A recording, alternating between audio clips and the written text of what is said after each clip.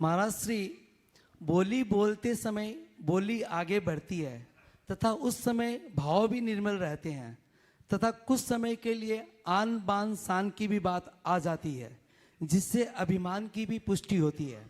बोलते समय उत्साह रहता है, देते समय वह उत्साह नहीं रहता है जो बोली लगाते समय था। कृपया मार्गदर्शन देवें। देखिए, दोनों तरह के लोग दिखते हैं। कुछ लोग ऐसे होते हैं जो बोली बोलते हैं और कभी कभी अपनी क्षमता से बढ़ कर के दे देते हैं। हो सकता है वो मान, प्रभाव, दबाव, दिखावा में दे देते हैं और ऐसे लोगों के लिए बोली चुकाने में कठिनाई होती है। फिर कभी कभी तो आयोजकों को पैसा वसूलने में उनकी चप्पलें घिस जाती। लेकिन दूसरी तरफ मैं ऐसे भी लोगों को देखता हूँ जो सोच कर आते हैं कि आज मुझे बोली लेना है और चाहे जो हो लेना ही है, और वो बोली बोलते हैं और वो चाहते हैं कि मेरी बोली बढ़े, जितनी बढ़े मेरा उतना अधिक से अधिक दान हो। और कई बार तो ऐसा होता है कि बोली कम में टूटने पर मैंने ऐसे लोगों को भी देखा है जो अपनी ही बोली को और बढ़ा देते हैं कि मैं सोच के कुछ और आया था, वो कीजिए, और बड़ी उदारता से देते हैं। इसलिए बोली केवल मान कसाई के लिए ली जाती, एक धारणा ठीक नहीं है।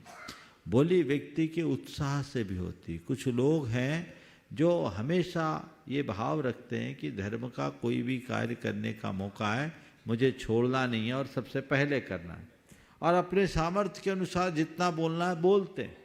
और जब भी आप बोली लो तो सामर्थ्य के अनुरूप लो, और बोली बोलने के बाद तुरंत चुकाओ, उसमें रंच मात्र भी विलंब न करो। खासकर मंदिर में जो शांति धारा आदि की बोलियां होती है या विधान पूजन प्रतिष्ठा आदि की बोलियां होती है, इन बोलियों को बोलने के तुरंत बाद लोगों को चुका देना चाहिए। यदि कदाचित बोली बड़ी ले रहे हैं तो आयोजकों से पहले से बोल देना चाहिए कि ये बोली अगर आप हमें समय दो तब हम ये बोली लेना चाहेंगे, और अगर आयोजक आपको समय दे तो आप समय ले कर के बोली लीजिए और तय समय में अपनी बोली की राशि चुका दीजिए।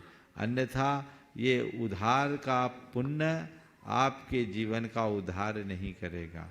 दुनिया में उधारी अच्छी नहीं मानी जाती। मानी जाती क्या? तो जब तुम सौदा उधार लेने वाले को अच्छा नहीं मानते तो जो उधार में पुण्य लेगा उसको कैसे अच्छा माना जाएगा? तुमने कोई बोली ली, ध्यान से सुनना, सबके लिए बोल रहा हूं, तुमने बोली ली और पैसा अभी नहीं दिया, यानी तुमने उधारी ली। किसकी? पुण्य की। क्या लिया? पुण्य की उधारी ली। उधार में पुण्य लिया, और कोई का उधारी लेके चुकाओ नहीं, तो तुम्हारा केवल ई भाव बिगड़ेगा। लेकिन परमार्थ में उधारी लोगे और नहीं चुकाए तो तुम्हारा बंटाधार होगा। समझ गए? ये संदेश आपके माध्यम से मैं सबको देना चाहता हूं कि पुण्य उधार में मत लो। उधार का पुण्य तुम्हें संसार में ऐसा उलझाएगा कि निकल नहीं पाओगे, धोखा दे देगा।